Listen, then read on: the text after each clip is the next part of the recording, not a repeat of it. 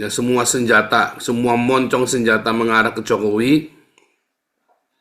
Tapi sekarang bahkan berbalik semua ya. Bahkan tadi masalah ijazah palsu pun PDIP membela Jokowi, masalah pencopotan Gibran pun PDIP tidak berkomentar ya. Lihat bahkan si apa namanya blunder ya, bahkan ada Megawati pun mau diseret dalam pusarannya Harun Masiku. Harun Masiku ini kasus kecil, kasus cek remeh saudara sebenarnya ya. Kasus cek remeh, tapi menjadi senjata pamungkasnya Jokowi buat membalikan keadaannya. Akhirnya Megawati mau tidak mau dia harus berdamai dengan Jokowi sekarang ini, ya. Dan ya tapi bola sudah berjalan, ya, sudah menggelinding bola panasnya. Si Hastonya masuk penjara. Lalu Ibu Koni, ya sahabat kita, menyerahkan dokumen. Ya dokumen itu tidak akan meringankan atau memberatkan PDIP. Kelihatan nampak sekali ke ketamakannya Jokowi, ya, sehingga dia menunggu desakan dari orang-orang ya untuk dia bisa bikin partai sendiri, ya kan? Atau diambil alih PDIP.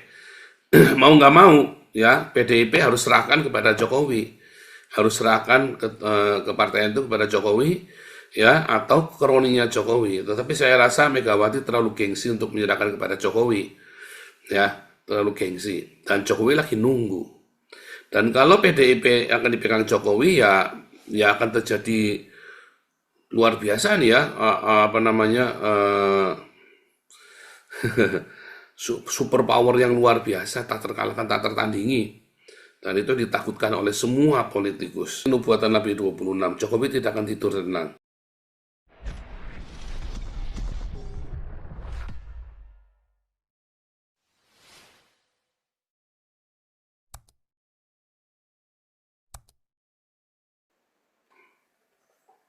Oke, shalom semuanya yang ada di seluruh dunia, di Zoom dan di YouTube. Kembali dengan channel Panas Nabi 26 dan rombongannya. Menyapa saudara, kita melihat bagaimana percaturan politik Indonesia, Jokowi melawan PDIP. Nampaknya sekarang bola panasnya ada di tangan PDIP dan mereka lagi kepanasan. Dan Jokowi nabuh gendang dan PDIP menari-nari ya. Kita melihat bagaimana kelihayan Jokowi memainkan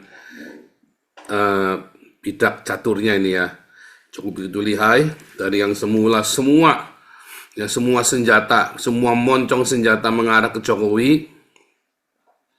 Tapi sekarang bahkan berbalik semua ya. Bahkan tadi masalah ijazah palsu pun PDIP membela Jokowi, masalah pencopotan Gibran pun PDIP tidak berkomentar ya. Dan para jenderal purnawirawan ini jumlahnya 300 ini ya hanya ya sudah purnawirawan ya, sehebat-hebatnya ya purnawirawan mau diapain?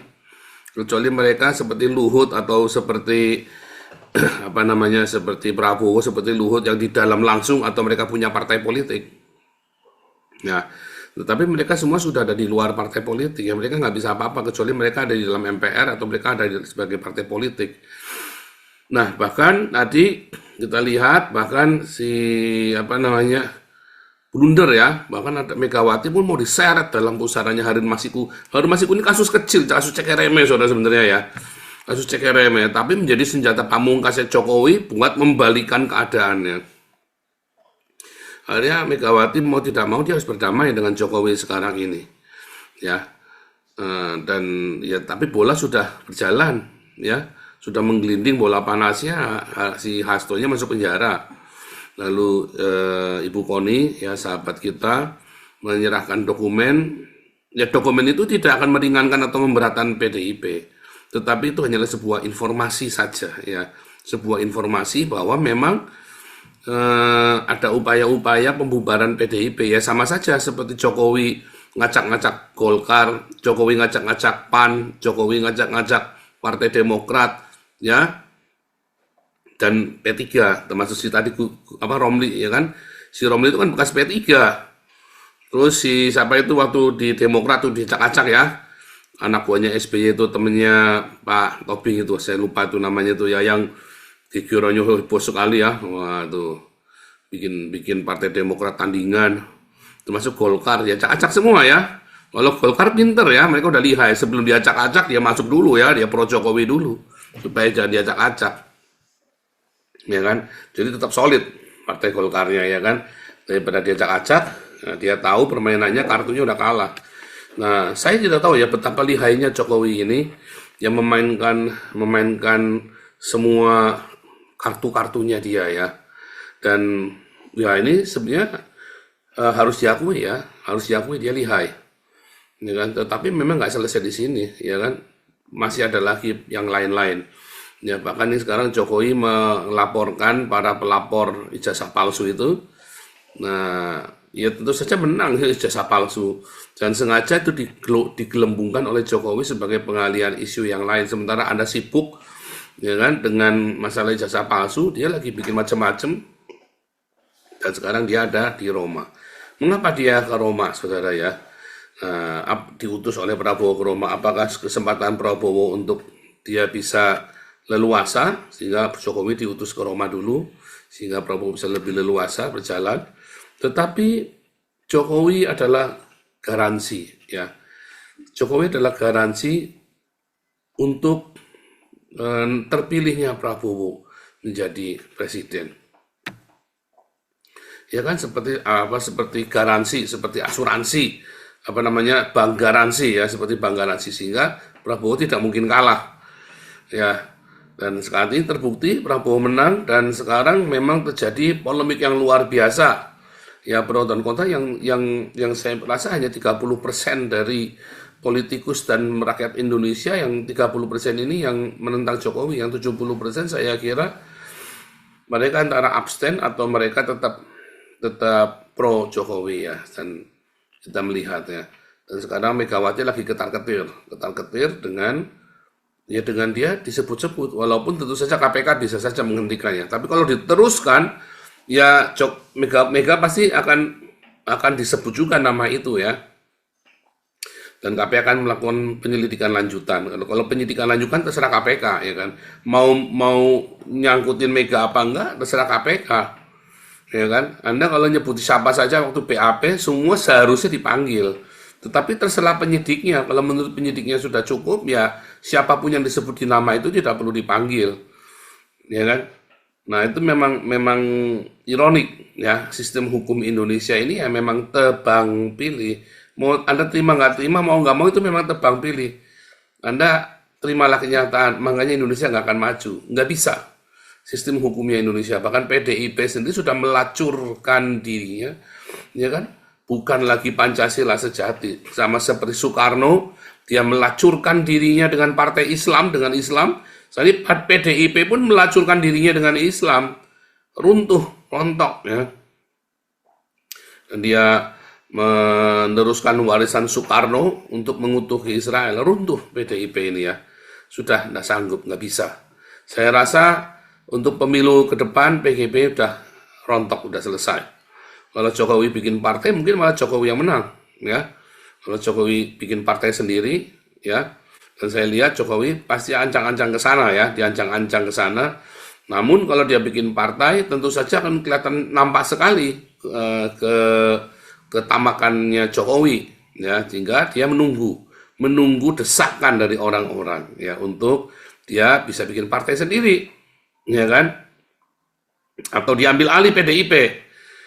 Mau nggak mau ya PDIP harus serahkan kepada Jokowi, harus serahkan ke partai itu kepada Jokowi ya, atau kroninya Jokowi. Tetapi saya rasa Megawati terlalu gengsi untuk menyerahkan kepada Jokowi ya, terlalu gengsi, dan Jokowi lagi nunggu.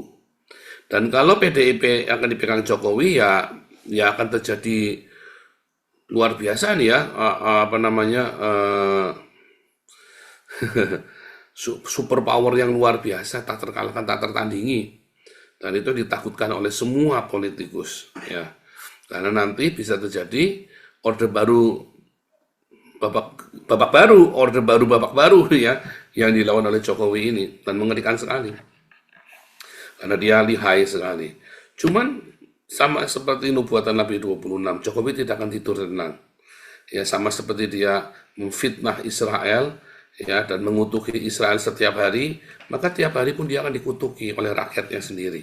ia akan difitnah dan dikutuki oleh rakyatnya, ya, dan tidak akan tinggal tenang, dan keluarganya akan menikmati ya penderitaan orang-orang Israel 7 Oktober. Ya kan, karena udah nggak ada lagi cara lain. Mereka tidak bisa menyingkirkan Jokowi dengan permain politik. Ya udah main kasar, main keras. Yang terjadi seperti itu. Ya, sama seperti Soekarno, terlalu kuat, akhirnya main keras. Soehartonya kan, wah sampai seluruh keluarganya Soekarno disingkirkan habis semua, yang tersisa hanya kepahitan. Tetapi saat ini Megawati mengikuti kebodohan yang sama dengan kebodohannya Soekarno, mewarisi kutukan. Ketika balik lagi ya saudara, saya tidak percaya dengan kliniknya ya. Saya tidak percaya dengan klinik barang siapa diberkati, terus ucuk-ucuk aja begitu. Enggak saudara, bukan. Tapi ini berkaitan dengan logika berpikir. Ya, ketika kamu membenci Israel yang sementara dia tidak ada salahnya apa-apa denganmu, maka kamu sedang error otakmu. Apalagi kita sekarang melihat bagaimana si Jokowi, PDIP, ya Indonesia ini menggebu-gebu membela Hamas, sementara si presidennya Palestina sendiri ngutuki Hamas, mencaci maki Hamas, ya. Dan ini menjadi keblunderan yang luar biasa ketika kemudian ada boikot segala produk Israel, termasuk KFC, Pizza Hut, sementara anak-anak di Gaza dikasih makan pakai KFC, kasih makan Pizza Hut, ya kan? Ya ini kan keblunderan yang luar biasa. Lalu terjadilah gelombang PHK luar biasa. Gelombang PHK yang luar biasa di Indonesia. Akibatnya apa? Ya itulah akibatnya mengutukin Israel, makin kere. Ya, sementara investor-investor lari.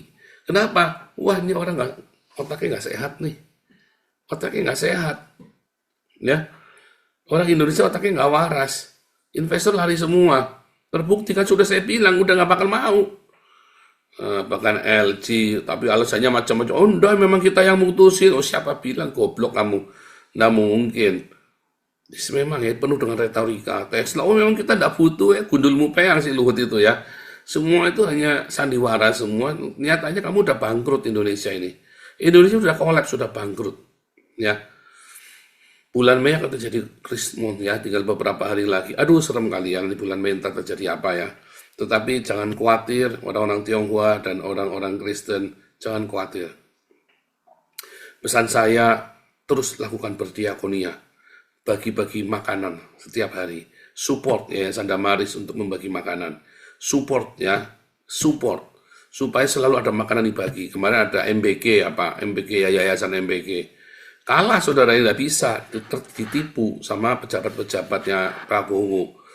Ya kan dikorup semua, bagi-bagi makanan itu ya, di mana itu, saya lupa tuh nama tempatnya. Gagal semua, coba lihat Damaris. Lancar semua, 1000 pak setiap hari. Ya kan? 1000 pak tiap hari, sukses semua. Kita bahkan punya depo di Surabaya ya, permanen ya, depo permanen, sehingga orang bisa datang ke sana setiap hari. Ya, mulai dari jam 12 sampai satu tutupnya depo itu. Sehabisnya makanan dari itu, habisnya sudah tutup. Ya, berapapun yang datang kita layani, saudara ya. Nah, nyatanya sukses, ya kan? Pak Steven, Bu Linda, bekerja keras ya, dengan Bu Erna dan para diaken-diaken, ya, bekerja keras untuk depo tersebut. Nah, sekarang kita lagi cari untuk di Jakarta. Kasih makan di Indonesia, ya. Ini akan chaos lagi ya. Akan chaos. Wah, ini krismon yang lebih ngeri daripada tahun 98. Tahun 98 kita masih punya BUMN buat dijual, buat digade. Sekarang udah nggak ada. Habis kere. Ya. Tahun 98 kita masih punya ya banyak BUMN katanya Soeharto buat digade, buat selesai. Tahun 97 sorry ya. Tapi sekarang udah nggak ada. Ya jual diri. Ya, jual diri. Saran saya kan selalu, kamu jilat pantat Cina atau jilat pantat Yahudi, udah, nggak ada cara lain. Nggak ada cara lain, ya. Sementara kamu jilat pantat Cina kurang kenceng jilatnya, kurang bersih kremi-kreminya. Makanya kamu lihat Vietnam, kamu lihat Kamboja, kamu lihat Malaysia, dia jilat pantat Cina sak kremi-kreminya bersih sekali ya, sampai kinclong, sampai mengkilap kayak pakai sunclean itu ya, kayak nyuci piring pakai sunclean sampai peret itu ya. Kamu kurang, ya kan? Kamu mau pro Amerika, mau pro Cina, kamu harus pilih salah satu. Kamu pro Amerika dihabisi sama Cina, Kamu mau pro Cina, dihabisi kamu sama Amerika. Ya, jangan tanggung-tanggung. Kalau perlu jadi negara komunis sekalian.